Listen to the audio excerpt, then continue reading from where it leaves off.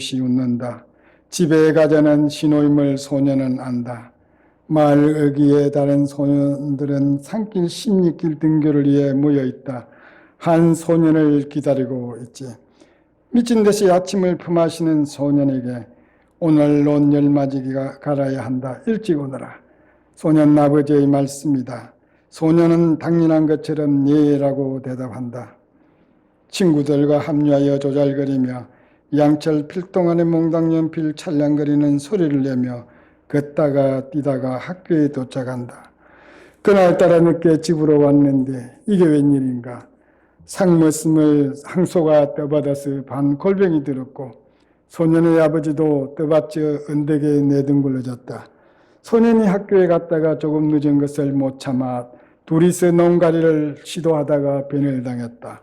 소년은 얼른 항소 꽃비를 잡고 앞서서 일항을 따라 항소를 끌었다.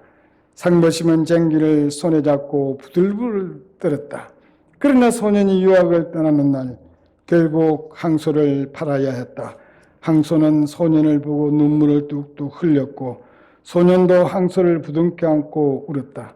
아무도 항소 근처에 가지도 못하는데 소년은 어떻게 다루는지 지금도 수수께끼로 남아있다. 사랑과 짐승도 신뢰의 간구가 될 수 있다는 이 이야기를 적은 것은 세상에 이런 일이나 TV에 나올 만한 그런 사연입니다. 이것은 지어낸 소리도 아니고 실제로 있었던 사실입니다. 그러니까 지금으로부터 약 한 55년 내지 60년 전에 있었던 그런 이야기이지요. 그때 그 이야기이지만 지금 들어도 너무나 감동적이고 은혜가 됩니다. 여러분들은 잘 모르시겠지만 우리 나이에는 그때 그 시절을 다 경험했기 때문에 정말로 그 참 아름다운 그런 추억이 아닌가 그렇게 생각이 됩니다. 오늘 이 본문은 그리스도로 말미암아 얻어지는 의를 선포하는 내용입니다. 한 해를 마무리하고 새해를 맞을 때에 이 말씀이 우리들에게는 꼭 필요할 것 같았습니다. 이제는 하늘문교회가 말씀이 말씀되는 교회라고 한다면은 저와 여러분의 신앙도 이제는 한 계단 업이 되어야 합니다. 보통 다른 일반 교회에서 은혜 받고 사랑하고 춤추고 뭐 하는 그런 것보다는 이제는 영적으로 한 계단 위에 서서 정말로 이웃을 돌아볼 수 있는 생활 속에 그리스도의 빛을 발하는 저와 여러분이 되어야겠다는 생각으로 이 말씀을 선택을 했던 것입니다. 말씀을 선포할 때에 하나님이 주시는 은혜와 통하여 저와 여러분께 넉넉히 임하시기를 축복합니다. 첫째는 내 인생에 보이는 십자가를 찾아내야 합니다. 정말로 어떤 사람은 자기가 고생을 하는지 안 하는지를 잘 모르고 사는 사람도 있다고 합니다. 그러나 어떤 사람은 정말로 고생이 아닌데 남이 볼 때에는 저거 아무것도 아닌 일인데도 불구하고 그 사람은 정말로 고생한다고 그렇게 말하는 사람들도 있다고 합니다. 여기에 조금 전에 읽어드렸던 길들이지 아니하는 항소가 힘은 좋지만은 그 힘으로 사람을 떠받든 일에 사용했습니다. 항소는 주인의 의중을 무시하고 자기의 본분도 깨닫지를 못했습니다. 그래도 항소를 무시하지 못하는 것은 그 많은 농사를 짓는 데는 힘이 좋은 소가 필요했기 때문입니다. 그러니까 정말로 지금은 쓸데없는 예물이라고 생각할지라도 어느 한 부분에는 꼭 쓸데있는 일이 있다는 것입니다. 그래도 항소를 무시 못하는 그 이유를 아시죠? 성도도 마찬가지입니다. 성도도 밖에 있으면 항소와 다를 바가 없습니다.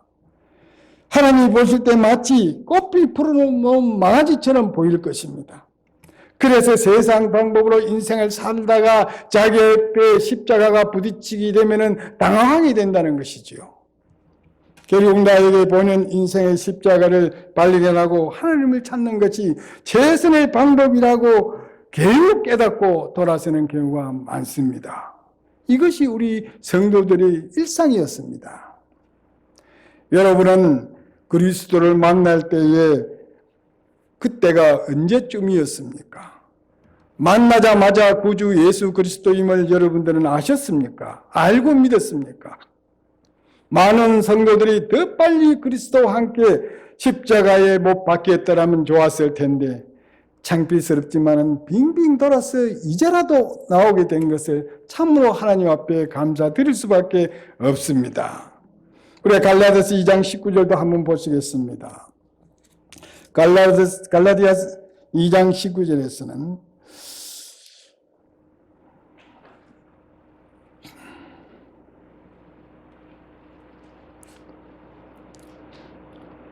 자, 제가 읽어드리겠습니다.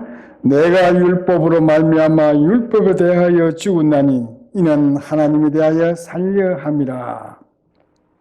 여기에서 우리가 자세히 보시면은 바울은 죽는다라는 그 현재형을 죽었다라고 가경을 쓰고 있습니다. 우리가 현재형과 과거형은 엄청난 차이가 있습니다. 무슨 말이냐면은 바울은 과거 행위에서 180도로 돌아왔다는 것입니다. 돌아왔다는 것이죠. 그 과거서로 말미암아 현재 어떠한 영향을 받지 아니한다는 것입니다. 이제 죽고 사는 문제를 가지고 연연하지 않고 당당히 자유한다는 뜻입니다. 이것이 바울의 사상입니다. 그래서 우리가 갈라디아서 2장 20절도 한번 보게 되면은 내가 그리스도와 함께 십자가에 못 박혔나니 그런즉 이제는 내가 사는 것이 아니요 오직 내 안에 그리스도께서 사시는 것이라. 이제 내가 육체 가운데 사는 것은 나를 사랑하사 나를 위하여 자기 자신을 버리신 하나님의 아들을 믿는 믿음 안에서 사는 것이라. 죽었다는 과거의 의미는 율법으로부터 해방되었다는 것입니다. 그 해방이라는 것은 그리스도께서 십자가에 죽으심으로 율법을 완성하셨다는 것입니다. 바울이 공부를 엄청나게 많이 했다는 것을 우리가 이 본문을 통해 알 수가 있지요. 하나님의 영이 함께 하신다는 것을 우리가 또 알 수가 있습니다. 이 짧은 구절에 그리스도의 죽음과 부활을 표현해 놓고 있습니다. 이 짧은 구절 내에서. 그러니까 바울이 얼마나 영특한 사람인지 여러분 아시지 않겠습니까? 교육을 받지 못한 사람은 이렇게 절대로 표현할 수가 없습니다. 그래서 로마서 7장 4절도 우리가 한번 보게 되면은 그러므로 내 형제들아 너희도 그리스도의 몸으로 말미암아 율법에 대하여 죽음을 당하였으니 이는 다른 이곳 죽은 자 가운데에서 살아나신 이에게 가서 우리가 하나님을 위하여 열매를 맺게 하려 함이라. 바울은 여기서 무슨 이야기를 했냐면 죽을 수밖에 없는 우리가 아니라 죽었던 우리를 살리신 그리스도를 말씀하시는 의중입니다. 우리가 기도할 때도 역시 이렇게 기도해야 됩니다. 죽을 수밖에 없는 이 죄인이 이렇게 기도하면 안 됩니다. 한 가지 알고 꼭 넘어갑시다. 죽었던 우리를 살리신 예수 그리스도라고 그렇게 우리가 기도를 해야 됩니다. 그래야 우리가 신학적으로나 이게 성경적으로 맞게 떨어지는 것입니다. 그래서 바울도 죽을 수밖에 없는 바울이 아니라 죽었던 바울을 살리신 그리스도를 말씀하고 있는 것입니다. 제가 오늘 설교가 길지 않습니다. 그러나 이 짧고 간단한 것을 상세히 들으시면 엄청난 의미가 포함되어 있습니다. 바울은 다시는 옛날로 돌아갈 수 없는 강을 건너고 말았습니다. 그 강을 건너는 것은 정말로 다행이지요. 율법의 행위로는 민물처럼 몰려드는 세상의 죄악들을 우리는 절대로 감당할 수가 없습니다. 아무리 그가 성도이라고 할지라도 아무리 그가 목사이다 할지라도 세상에서 밀려오는 죄악들은요 율법 갖고는 해결되지 않습니다. 오히려 그 율법 때문에 더 큰 불안과 공포가 우리에게 몰려들 수밖에 없습니다. 그래서 성도는 믿음 아래서 그리스도와 연합할 수밖에 없는 것이죠. 결국 율법 아래 인간은 늘 미완성일 수밖에 없습니다. 그렇다면 율법의 완성을 어디에서 찾아야 합니까? 그 해답은 성도가 자신의 십자가를 지고 예수님의 죽음에 영적으로 동참하는 것을 의미합니다. 왜 그래야 할까요? 예수님의 죽음은 율법을 완성하신 역사적인 사건이기 때문입니다. 그 역사적인 사실적 사실이 있기 때문에 우리는 자기의 십자가를 예수님에게 맡겨 드릴 수밖에 없다는 것이죠. 바울은 그리스도와 함께 십자가에 못 박힘으로 율법에서 오는 모든 불안과 두려움에서 해방될 수 있었다고 고백하고 있습니다. 이것이 믿음이고 오늘날 우리들이 누리고 있는 복의 종류라는 것입니다. 로마서 6장 4절을 보시겠습니다. 그러므로 우리가 그의 죽으심과 합하여 세례를 받음으로 그와 함께 장사되었으니, 자, 죽었죠? 그와 함께 죽었습니다. 이는 아버지의 영광으로 말미암아 그리스도를 죽은 자 가운데서 살리신과 같이 우리로 또한 새 생명 가운데서 행하게 하려 함이라. In Jesus Christ, 즉 예수님 안에서 그리스도와 접붙임을 받았다는 뜻입니다. 그래야 그리스도의 풍성한 열매를 맺을 수 있는 것이지, 그리스도와 함께 접붙임을 당하지 아니하면 우리는 결코 그리스도의 영광을 드러낼 수가 없습니다. 로마서 8장 18절도 한번 보시겠습니다. 로마서 8장 18절에 보시게 되면은 생각하건대 현재의 고난은 장차 우리에게 나타날 영광과 비교할 수 없도다. 사랑하는 성도 여러분, 무너지는 자존심은 잠시 순간입니다. 그리스도에서 사는 것은 진정한 자유와 평안을 누릴 수 있는 영원한 것입니다. 순간적인 선택을 택하시겠습니까? 아니면 영원한 것을 택하시겠습니까? 길들여지지 아니하는 항소는 선하고 지혜롭고 슬기롭고 용감한 주인을 만나야 합니다. 그 손에서 훈련되어야만이 주인 앞에 순종할 수가 있는 것입니다. 그렇지 않고 계속 폭력을 휘두르면 그가 어디로 갈까요? 그가 가는 곳은 도살장밖에 없다는 것입니다. 내가 육체 가운데 사는 것은 하나님의 아들을 믿는 것입니다. 항소의 뿔난 성질이 어떻게 하면 온순해질까? 항소를 왜 사람을 떠받고 무덤까지 파헤칠까? 이 말씀을 설명하기 이전에 저는 절에 가서 사상을 따르는 것을 좋아하는 것이 아니라 절 주변의 환경을 대단히 좋아합니다. 왜? 거기는 너무나 아름답고 물 좋고 공기 좋고 산세도 너무 좋아서 거기에 그 근처에 가면 찾아갑니다. 그러면 스님들이 저보고 하는 말이, 아이고 선사님 오십니까? 선사님 오시면 저 선사가 무슨 지금도 잘 모르겠습니다. 저를 너무 좋아합니다, 스님들이. 그런데 저는 별로 그리 좋아하지 않거든요, 그분들을. 제가 어느 절을 갔습니다. 누구랑 갔냐 하면은 아주 그 동양 철학을 전공한 어느 박사님하고 둘이 같이 가게 되는데 벽에다 그림을 쫙 그려놨어요. 그 그림이 도대체 뭔가를 저는 잘 몰라가지고 있는데 그 동양 철학을 하신 그 박사님이 그 설명을 하더라고요. 저 그림이 심우도라는 것입니다. 심우도라는 것은 동자가 서로 몰고 가고 소하고 교제하는 그 그림 열점을 벽에다가 쫙 벽화를 그려놨더라고요. 그게 심우도입니다. 왜냐하면 인간의 본성을 소에다 비교를 해놨어요. 소에다가. 그래서 이걸 갖다가 우리는 끌고 어디로 오냐 하면은 우리의 십자가로 한번 끌고 와봤어요, 제가. 그래서 오늘 제가 그 소년과 항소로 예화를 든 것을 그 수필을 읽은 것이 바로 그 이유 때문에 읽었던 것입니다. 공교롭게도 소년과 항소의 비유와 우리 십자가의 사건과 비슷한 그런 맥락이 흐르게 되더라고요.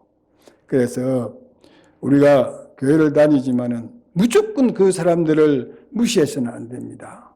그분들 세계 속에서도 우리 성경과 비슷한 내용들이 많이 있어요. 그리고 그 많이 있는 부분에 대해서는 우리가 또 배워야 될 점이 있더라니까요. 그래서 소년은 항소를 잘 다루는 비법 2가지를 터득을 했습니다. 어떻게 되냐면은 항소의 공격 대상이 뿔 아래에 있어야 합니다. 항소는 뿔이 자기가 목표불에 대해서 밑에 있으면 떠받습니다. 왜냐하면 뿔이 물체 밑에 있으면 이게 떠받는다는 것이죠. 그러나 물체 위에 있으면 절대 떠받지를 못해요. 그러니까 어린 소년이 커트레를 잡고 이렇게 올려놓으면 항소가 꼼짝을 못해요. 그 큰 항소가 소년한테 꼼짝을 못하더라니까요. 그 다음에는 항소가 가려운 것을 긁어주고, 그래서 거기에 진드기라든지 이런 것들을 다 띄워주면은 항소가 너무 좋아합니다. 여러분, 항소 웃는 모습 보셨죠? 뒤에 나오겠습니다만 항소 눈물도 정말로 이 종기에 뚝뚝 흐르듯이 흐릅니다. 항소 눈물, 웃음과 눈물을 저는 분명히 보았습니다. 그래야 항소는 소년 앞에 어린 양이 되었고, 소년은 더 이상 항소를 두려워하지 않습니다. 항소와의 투쟁은 이제는 끝났고, 항소에 대한 두려움의 십자가는 끝났습니다. 하나님 백성은 내가 육체 가운데 사는 법을 배워야 합니다. 그러기 위해서는 내 대신에 누굽니까? 예수님입니다. 율법 대신에 믿음입니다. 옛사람 대신에 새사람의 변화가 꼭 있어야 합니다. 이 변화는 그리스도를 믿음으로 말미암아 얻어지는 의라고 요약할 수가 있습니다. 그래서 로마서 6장 19절에 한번 보시게 되면은 너희 육신이 연약함으로 내가 사람의 예자로 말하노니 전에 너희가 너희 지체를 부정과 불법에 내주어 불법에 이른 것 같이 이제는 너희 지체를 의에게 종으로 내주어 거룩함에 이르라. 예수님의 십자가 사건은 율법의 종로 하는 것으로부터 해방되어 의와 사랑이 종이 되었다는 바울의 고백입니다. 성도의 삶도 하나님의 아들을 믿는 믿음 안에서 사는 것입니다. 윤리 도덕과 율법을 지켜야만이 의롭게 되려고 애썼던 지난날 우리들의 모습을 완전히 벗어나야 합니다. 율법을 따라서 나의 모든 것을 고치려고 하려고 하면 할수록 아까 조금 전에 말씀드렸죠. 더욱 마음이 불안해지는 것입니다. 공포에서 빠져나올 수가 없다는 것이죠. 말씀을 정리하겠습니다. 항소는 소년의 명령에 순종하였고 소년은 항소를 먹이고 몸을 잘 관리해 주었습니다. 봄에서 가을까지는 항소를 먹고 나가서 풀을 뜯겠고 겨울에는 소죽을 끓여 항소에게 제공하였습니다. 그 교감에 이웃들이 놀라고 소년 자신도 놀랐습니다. 우리는 어떻습니까? 하나님이 우리를 보실 때에 어떻게 보실까요? 어쩌면 물가에 앉혀놓은 아이 같은 그런 모습으로 보실 것입니다. 그래서 성도가 언제 하나님을 놀래갈지 하나님도 졸지도 아니하시고 주무시지도 아니하는 것입니다. 이게 상당히 웃기는 이야기일 수도 있습니다만 하나님도 졸지도 아니하시고 주무시지도 아니하는 이유가 그 이유 중에 한 가지가 성도가 언제 하나님을 놀래갈지 몰라서 그러시는 것입니다. 이 시간에 사람과 동물도 교감할 수 있다는 것을 알았습니다. 인간도 하느님과 충분한 교감을 통하여 교제할 수 있다고 믿습니다. 항상 하나님의 말씀을 꼴을 먹으면서 말씀의 거울 앞에 자신을 조명받아야 합니다.